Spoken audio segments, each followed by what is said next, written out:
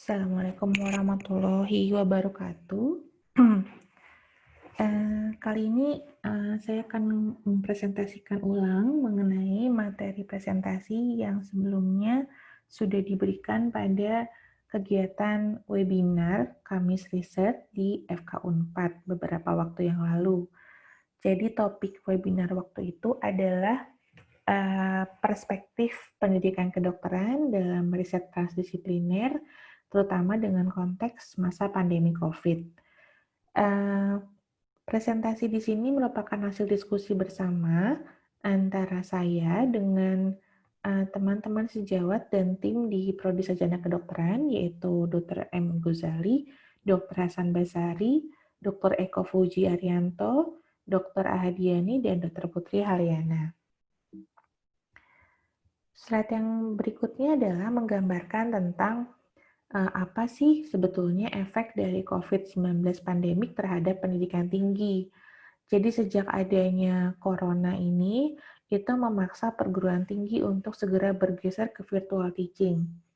Sebetulnya virtual teaching atau online learning atau e-learning itu sudah didiskusikan dengan sangat hangat di forum-forum medical education seminar dan seterusnya, dan selalu didiskusikan, tapi beberapa higher institution belum sepenuhnya move on terhadap virtual teaching. Hal ini juga terjadi di PSSK FK Unpad. Kami ditugaskan oleh pimpinan waktu itu, tim kurikulumnya, untuk dengan intensif membahas hal ini pada sekitar tahun 2018. Saat itu pimpinan fakultasnya adalah Dr. Yoni dan Prof. Denny Hilmanto. Kami di situ berusaha menggodok virtual teaching ini dengan berbagai upaya, namun sampai sebelum pandemi COVID hanya terlaksana dalam bentuk komunikasi melalui Learning Management System atau Google Classroom secara parsial. Nah, dengan adanya pandemi ini, tiba-tiba di bulan Maret, saya ingat sekali itu di bulan Maret, ada pandemi COVID, kemudian ada anjuran mengenai pembelajaran jarak jauh, tiba-tiba konsep yang sudah lama sekali dikembangkan dari tahun 2018 itu dan nggak jadi-jadi, akhirnya terpaksa jadi dalam waktu seminggu.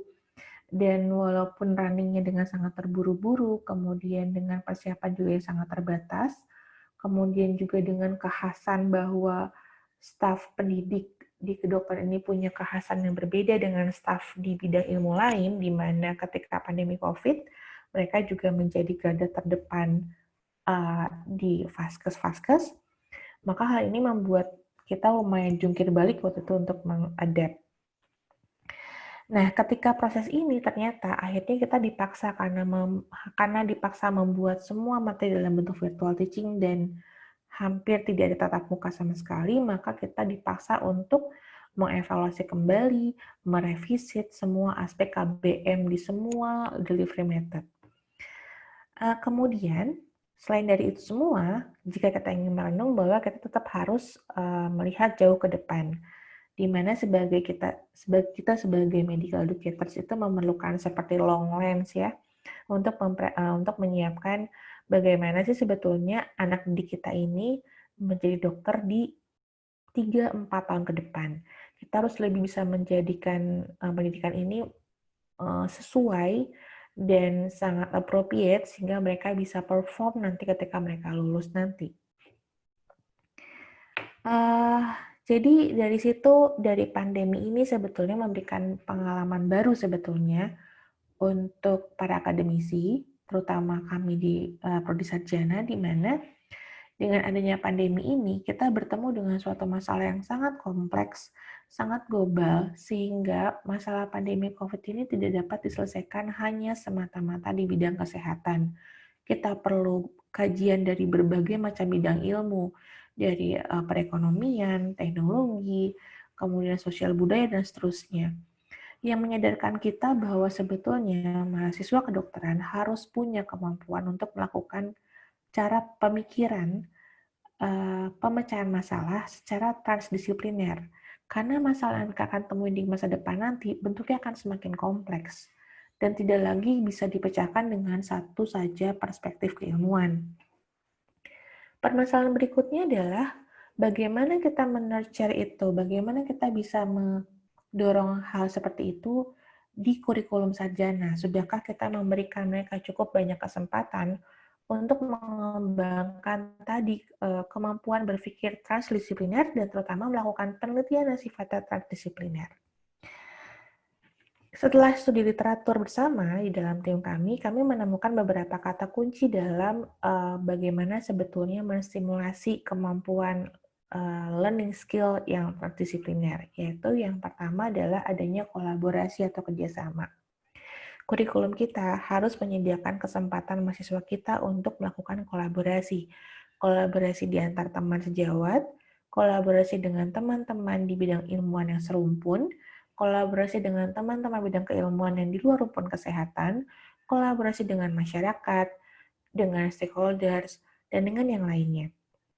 Kita harus menyediakan wahana untuk mahasiswa mampu melakukan kolaborasi. Kemudian kita harus membuat suatu kurikulum yang sifatnya adaptif andragogy proses. Jadi betul-betul yang sifatnya sangat fleksibel, sangat pas dengan fleksibel di sini artinya begini, tidak lagi kaku dengan adanya struktur tertentu, tapi sangat adaptif sesuai dengan perjalanan mereka dan bisa menyesuaikan dengan berbagai kondisi seperti kondisi pandemi saat ini. Kemudian kurikulum kita juga harus memberikan mereka banyak sekali real life world experience. Jadi kita harus mulai shifting dengan paradigma, oke, mahasiswa kedokteran itu harus banyak belajar, harus banyak buku, menghabiskan waktu mereka hanya di dalam kamar untuk hanya berdiskusi dengan temannya satu bidang keilmuan dan membaca textbook serta jurnal. Kita harus mendorong mereka untuk terjun langsung ke masyarakat, lihat masalah yang sebenarnya ada, betapa kompleksnya masalah di masyarakat, dan mungkin masalah kesehatan di Jawa Barat, di Indonesia, mungkin berbeda dengan apa yang mereka baca di textbook. Yang keempat adalah engagement. Jadi harus ada engagement. Kenapa harus ada engagement? Karena dia akan sangat punya banyak pengalaman jika dia punya role model yang engage dengan dia. Jika dia punya dosen, yang dosen ini sebetulnya punya impact kepada masyarakat, berkoneksi dengan masyarakat dalam bidang keilmuan apapun, misalnya dosennya punya sangat kompetensi dalam bidang riset, kerjasama dengan banyak pihak dalam risetnya, kemudian ada dosen yang sangat mumpuni dalam mengempower masyarakat, dia akan meresap passion itu, akan meresap kemampuan itu jika dia punya engagement terhadap komunitas dan dosen-dosen seperti itu. Dari 4 kata kunci ini, maka kami di Prodi berusaha mentranslasikan hal itu ke dalam project-project atau ke dalam to-do list kami. Kami mereveal beberapa hal yang kami sebut dengan transdisciplinary teaching. Yaitu yang pertama, harus ada integrasi antara pendidikan, penelitian, dan PKM di dosen kami yang melibatkan mahasiswa. Saat ini sudah ada sebetulnya integrasi tentang hal ini. Nah, dengan adanya hibah-hibah yang diberikan oleh Unpad, di mana hibah penelitian tadi diharapkan dapat memfasilitasi dan menstimulasi kemampuan riset dari para pendidik, sehingga hasil riset tadi dapat digunakan dan dapat diajarkan kepada mahasiswa. Dan salah satu syarat untuk mendapatkan hibah tersebut adalah di mana dosennya mendapatkan dana hibah PKM dengan syarat mereka harus melibatkan mahasiswa dalam kegiatan ini. Sejauh ini pengalaman ini atau hibah ini meningkatkan dengan cukup signifikan jumlah riset di dosen dan jumlah PKM yang berbasis riset dosen tersebut di masyarakat. Dan juga meningkatkan passion dari mahasiswa, di mana banyak sekali mahasiswa yang ingin ikut program ini, namun sayangnya program ini belum mencakup semua mahasiswa. Tantangan berikutnya adalah semua mahasiswa harus terlibat, bukan hanya yang ingin, bukan hanya yang punya kesempatan saja. Yang kedua adalah joint teaching. Jadi kami membayangkan, mahasiswa tidak akan pernah punya exposure atau pengetahuan tentang multidisiplin lain kalau mereka tidak pernah menjalani perkuliahan di fakultas lain atau dosen fakultas lain tidak pernah mengajar di fakultas kami gitu. Contoh yang terkecil misalnya begini, ketika masa pandemik ini ekonomi menjadi sangat hal yang seperti seakan-akan kita harus memilih antara oke kita mesti menyelamatkan ekonomi atau mesti menyelamatkan kesehatan masyarakat. kita ingin mahasiswa kita punya financial literacy. Dan bukan hanya financial literacy di bidang kesehatan, tapi memang financial literacy as a principle. Jadi kita mesti punya joint teaching dengan dosen dari fakultas ekonomi. Kemudian kita ingin juga mahasiswa punya pengalaman bagaimana cara berkomunikasi dengan masyarakat. Melihat kemarin pengalaman pandemi, kita ingin sekali sebetulnya dokter yang luas dalam berkomunikasi, tidak membuat panik pasien, tapi juga tidak menyebarkan hoax yang aneh-aneh kepada pasien di masyarakat yang awam. Maka kami perlu mengundang pakar komunikasi untuk memberikan mahasiswa pengalaman mengenai hal itu.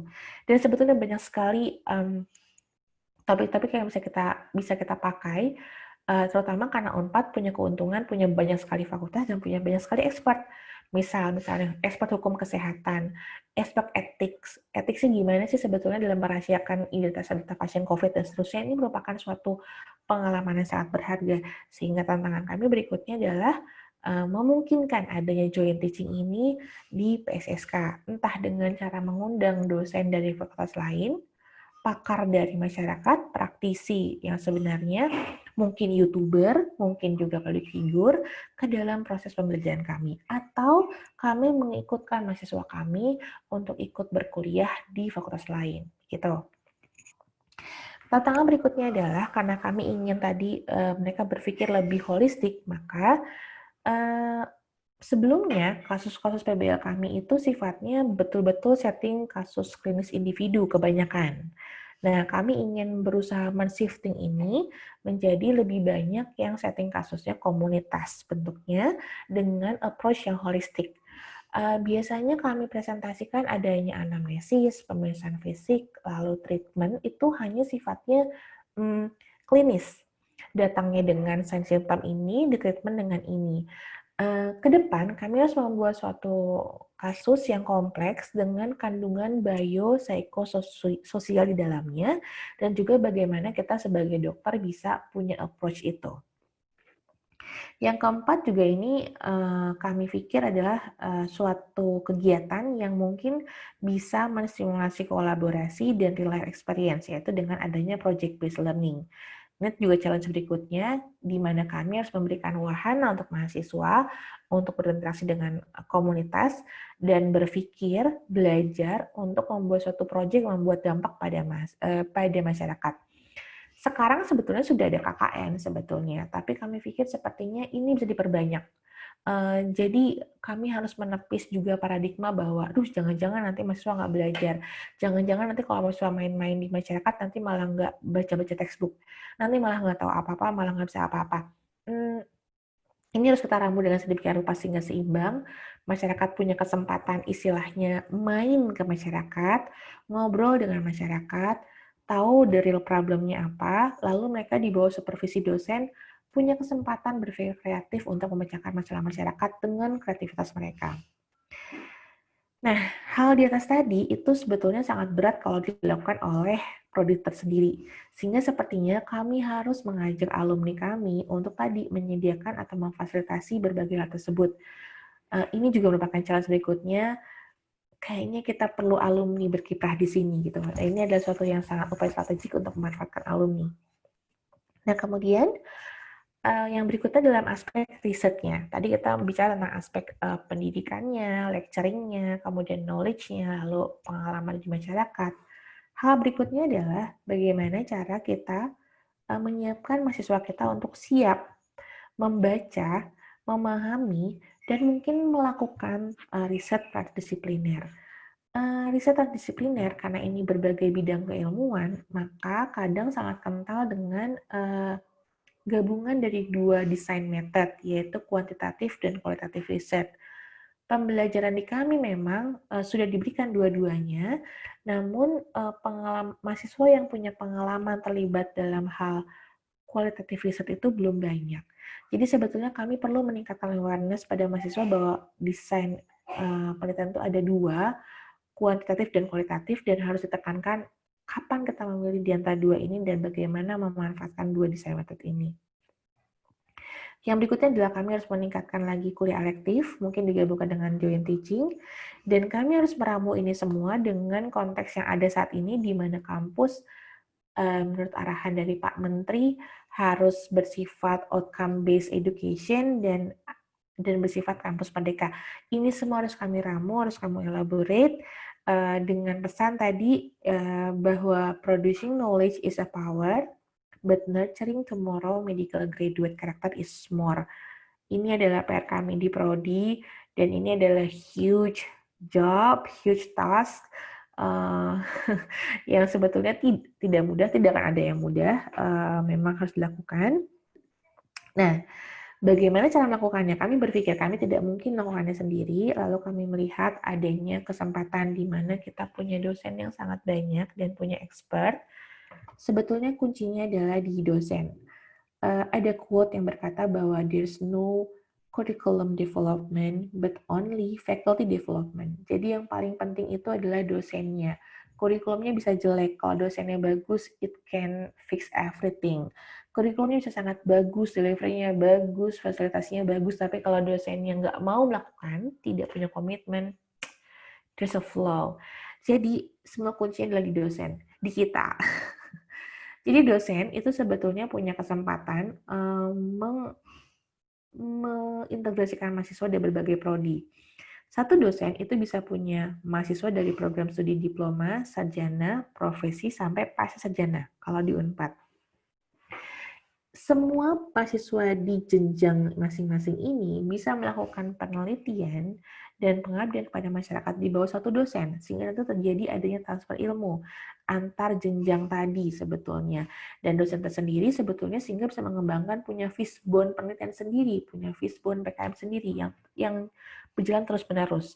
Hal ini seharusnya juga menguntungkan dari sisi kemajuan karir atau pengembangan karir dari dosen, di mana kita sebagai dosen kan memerlukan output-output seperti riset, kemudian seperti PKM.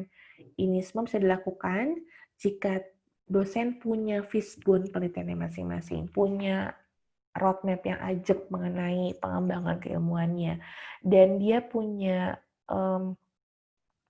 pasukan gitu dari mahasiswa berbagai macam bidang ilmu untuk tadi sama-sama melakukan riset sambil melakukan pendidikan, sambil mengengage, sambil menjadi role model dan menularkan passion-nya dan menularkan etik profesionalisme dosen tersebut kepada mahasiswa. Ini kemudian nanti ditunjang dengan departemen, di mana dosen tadi akan melakukan capacity building, bertukar keilmuan di departemen, pembinaan karirnya dosen tersebut, kemudian juga mengobrol juga tentang keilmuannya di dalam pusdi atau working group. Jadi dosen punya banyak sekali sebetulnya bukan wahana ya, seperti tempat di mana banyak nuansa akademiknya sebetulnya yang bisa mengembangkan dosen secara terus-menerus. Dosen bisa berkolaborasi dengan sesama dosennya di dalam pusdi dan departemen ini. Kemudian untuk dapat selalu berkembang, karena dosen juga berjenjang dari mulai yang junior sampai yang sudah assistant professor, associate professor, jadi mereka membutuhkan satu bimbingan yang mengkolaborasikan semuanya, yaitu guru besar. Sehingga sebetulnya peran guru besar sangat berdampak karena guru besar adalah lokomotif pengembangan keilmuan di suatu institusi pendidikan tinggi gitu. Nah, ini baru lingkupnya di dalam lingkaran hijau ini adalah lingkup yang ada di fakultas. Lalu ini mesti dikembangkan sehingga kita berhubungan dengan dosen-dosen lain di lingkungan Unpad atau institusi lainnya, juga dengan mitra kerjasama, juga dengan pengampu kepentingan. Hal ini semua akan bergabung membentuk suatu task force yang sangat kuat karena bersifat transdisipliner, dan ini akan menghasilkan suatu co-produce solution. Jadi solusi yang diproduksi oleh semua bersama-sama. Kita udah nggak lagi ribet masalah authorship-nya siapa, leader-nya siapa. Kita bersama-sama. Itu kalau konsep riset transdisipliner.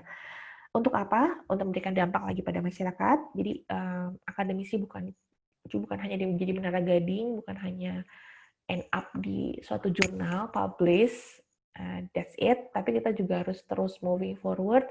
Kapan kita bisa from the bench to the bedside to the community itu harus jalan sebetulnya. Sehingga ini nanti sifatnya dapat menghasilkan sesuatu yang transformatif, yang mungkin bisa mengempower masyarakat kita. Amin.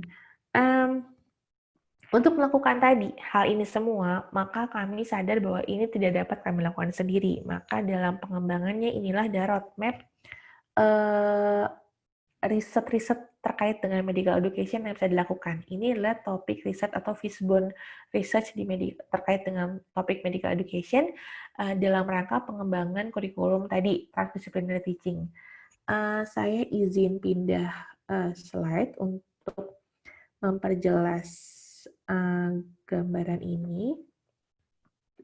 Baik, jadi ini adalah yang kita ingin tuju ya, how to shaping higher education toward transdisciplinary research untuk tadi memecahkan masalah masyarakat yang lebih besar lagi. Kami punya beberapa branch yang kami sudah terfikir, ini tentunya masih bisa berkembang lagi sehingga ini gambaran entah bukan fishbone lagi seperti spider web mungkin. Yang pertama adalah tentang curriculum development. Penelitian di bidang curriculum development itu banyak sekali untuk dapat tadi sampai ke transdisciplinary teaching. Yang pertama adalah penelitian mengenai pengembangan soft skill. Bagaimana kita meramu kurikulum yang bisa mengembangkan soft skill-nya mahasiswa, terutama pada bidang professionalism dan leadership. Kemudian juga kita harus mengembangkan tadi yang disebut dengan adaptif dan transdisciplinary kurikulum. Di Unpad ada yang disebut dengan tahapan persiapan bersama, di mana mahasiswa itu punya kesempatan di tahun pertama join kelas dengan berbagai macam fakultas, dan juga punya kesempatan-kesempatan mata kuliah elektif. Ini menurut kami bisa dikembangkan sehingga nanti bisa diramu menjadi adaptif dan transdisciplinary kurikulum. Yang berikutnya adalah bagaimana meramu kurikulum yang menyediakan kesempatan untuk melakukan kolaboratif. Saat ini kami sedang melakukan penelitian mengenai interprofessional education terkait dengan hal ini.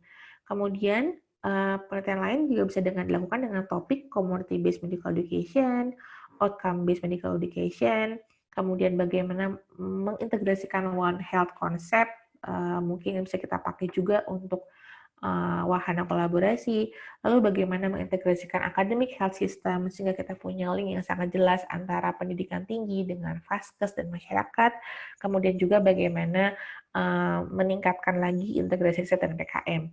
Ini baru di bidang satu saja, yaitu curriculum development. Yang berikutnya adalah penelitian di bidang teaching learning process. Kami masih punya PR untuk mengembangkan e-learning, flip classroom, lalu bagaimana sebetulnya melatih dosen untuk bisa membangun material untuk online class. Karena sejak adanya PJJ ini jadi semakin penting gitu bahwa dosen tidak hanya punya kemampuan knowledge saja, penguasaan keilmuan, tapi juga harus punya kemampuan tentang bagaimana how to teach, how to transfer knowledge, terutama dalam konteks online learning.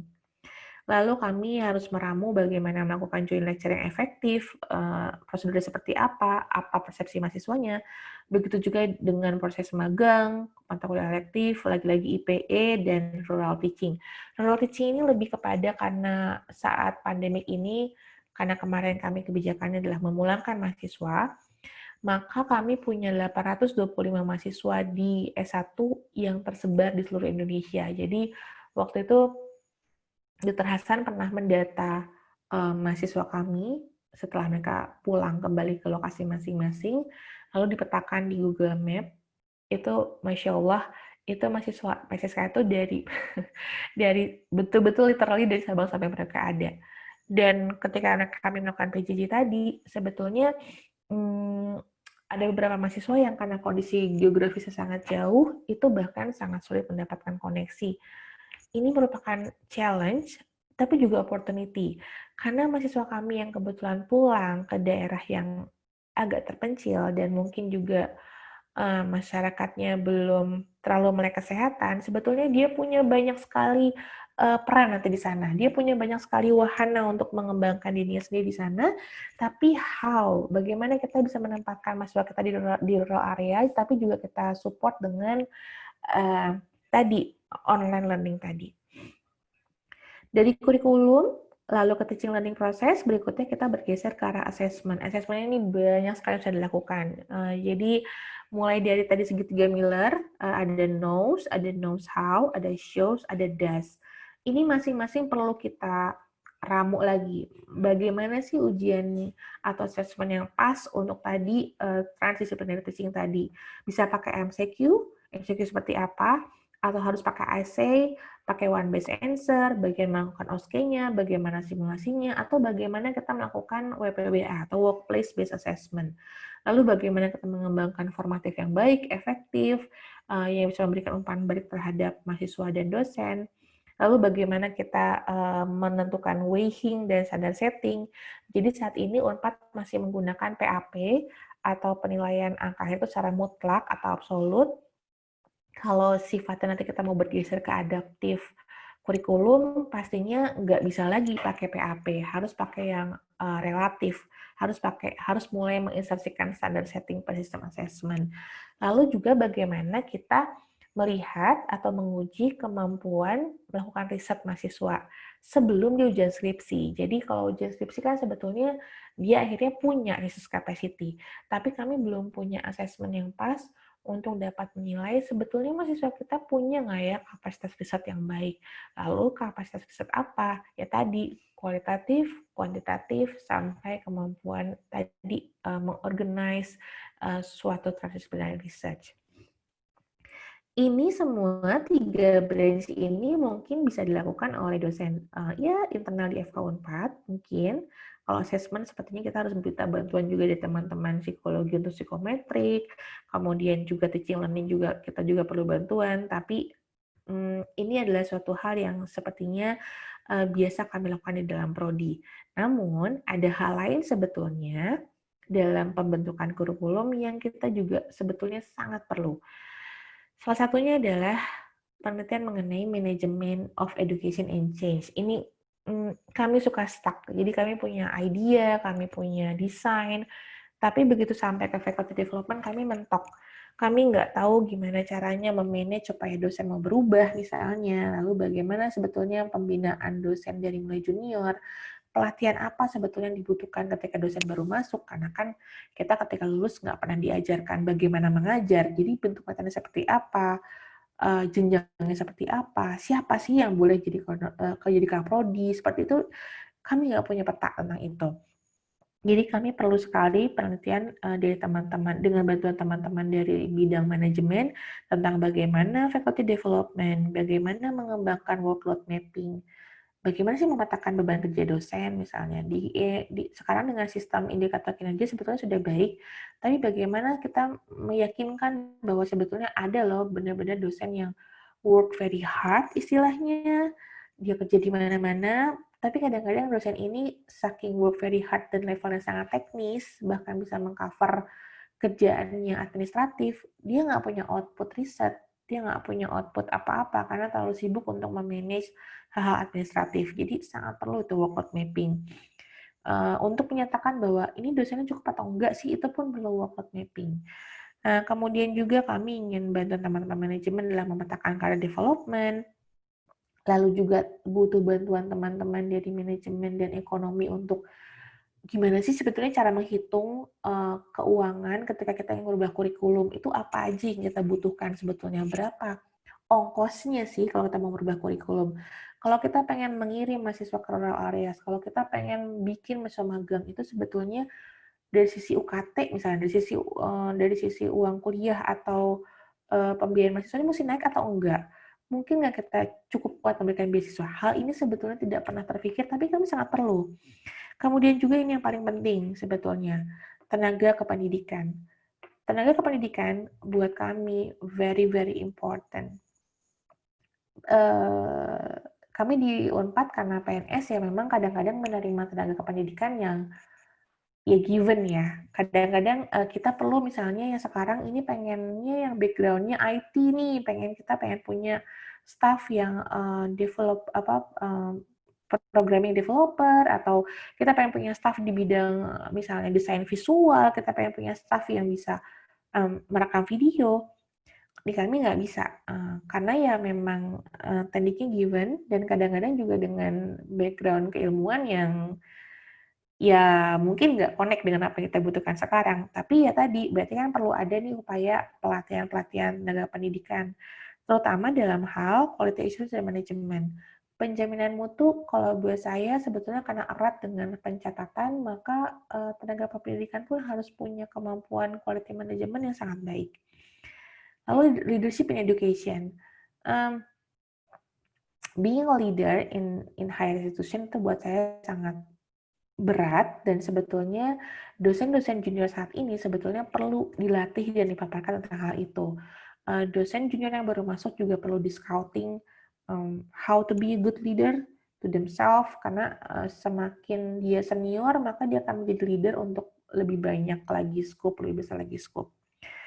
Dan yang paling penting adalah ini, yang paling bawah ini, yang kami rasakan sekali ketika melakukan PJJ, how to do archiving in e-learning. Bagaimana sih sebetulnya melakukan arsiping ketika e-learning? Bagaimana cara paling efektif untuk merekam DHMD, daftar hadir mahasiswa dan dosen selama e-learning? Bagaimana memvalidasi datanya, bagaimana menampilkannya, bagaimana mengkorelasikan data tersebut dengan nilai, dengan kehadiran, dan seterusnya. Ini kami sangat membutuhkan bantuan dari teman-teman di bidang disiplin ilmu lain. We can do it all alone.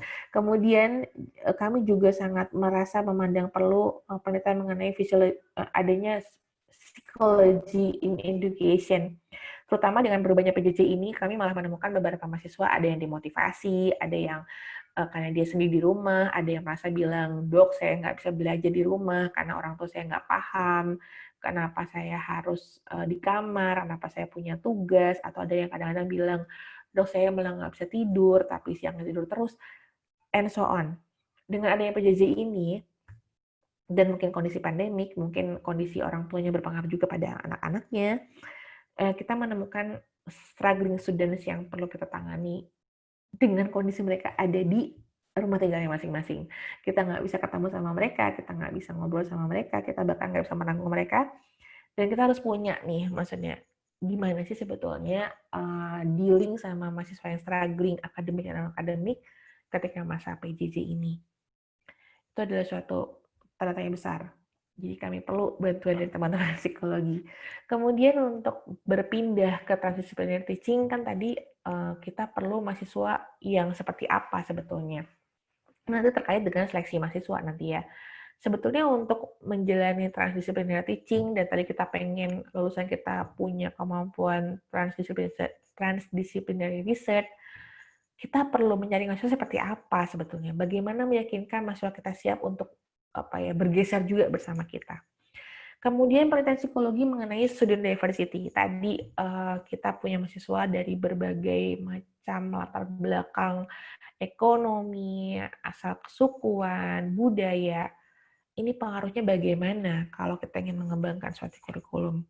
Juga yang terakhir adalah kita nggak punya pengalaman mengenai adaptif pedagogi, sehingga kita perlu bantuan dari teman-teman psikologi. Kemudian juga kita perlu bantuan dari teman-teman yang di bidang socio-cultural communication, karena tadi kita ingin adanya biopsychosocial approach pada kasus-kasus kita. Kita pengen ajak teman-teman kita dari antropologi, dari budaya, dari berbagai macam bidang kesosialan, misalnya administrasi negara, administrasi bisnis, supaya nanti kita bisa dapat insight, oh begini caranya membuat kasus yang bisa mensimulasi kemampuan mahasiswa berpikir biopsychosocial approach. Kemudian juga kami perlu teman-teman dari komunikasi, kemudian juga dari administrasi untuk menerapkan new normal protokol. Jadi kami merasa bahwa sambil kita menyiapkan kurikulum ini, juga kami juga harus menyiapkan protokol new normal ketika nanti mahasiswa sudah mulai berdatangan lagi dari tempatnya masing-masing ke kampus, apa aja sebetulnya protokol kesehatan yang perlu dipatuhi, bagaimana mengkomunikasikan dengan mahasiswa, bagaimana membuatnya sangat pas dengan budaya dan kondisi yang ada di FK Unpad. Yang terakhir adalah dari teman-teman di bidang teknologi. Jadi ceritanya e-learning di Unpad ini ketika dipaksa berubah gara-gara pandemi, itu akhirnya kami betul-betul melakukannya hanya berdasarkan kepada teman-teman dosen yang punya passion di bidang ICT. Jadi kami bahkan tidak punya backup dari dari betul-betul IT expert, enggak. Jadi ini kalau di tim kami ini Dr. Hasan nih orangnya. Dr. Hasan ini memang dia punya passion di bidang ICT, lalu dia yang mengembangkan berbagai macam aplikasi. Tapi again, Beliau basicnya dokter dan beliau PhD di bidang onkologi farmakologi. Jadi it will be very nice kalau misalnya kita punya IT expert yang bantu kita. Kemudian juga tentang health technology tadi ya, dengan adanya PJJ ini kita sangat menyadari bahwa sebetulnya kita perlu banyak sekali biomedical technology yang bisa nanti membantu misalnya dengan virtual prescribing dan seterusnya. Kita perlu teman-teman dari health technology yang bisa memberikan insight pada mahasiswa nanti the future kamu nih nanti kalau kita hidup berdampingan dengan COVID dan kita harus misalnya meminimalisir kontak dengan pasien, nanti ke depannya teknologi seperti ini gitu. Atau misalnya sekarang dengan penemuan-penemuan seperti bagaimana membuat ventilator yang sifatnya bisa dibuat traveling dan seterusnya, mereka harus punya insight tentang hal ini bahwa sebetulnya kedokteran itu maju banget dan nanti mulai dengan industri 5.0, industri 6.0, saya nggak paham juga, nanti banyak sekali hal-hal yang bisa dilakukan dengan health technology. Yang ketiga ini yang merupakan hal tertentu juga untuk kami perlu sekali simulator untuk melakukan clinical teaching. Ini tidak bisa kami bikin sendiri. Ini kami perlu bantuan dari teman-teman teknik, teman-teman engineering untuk membantu membuatkan simulator yang pas untuk melakukan clinical teaching, terutama ketika mereka sedang berada di pandemi.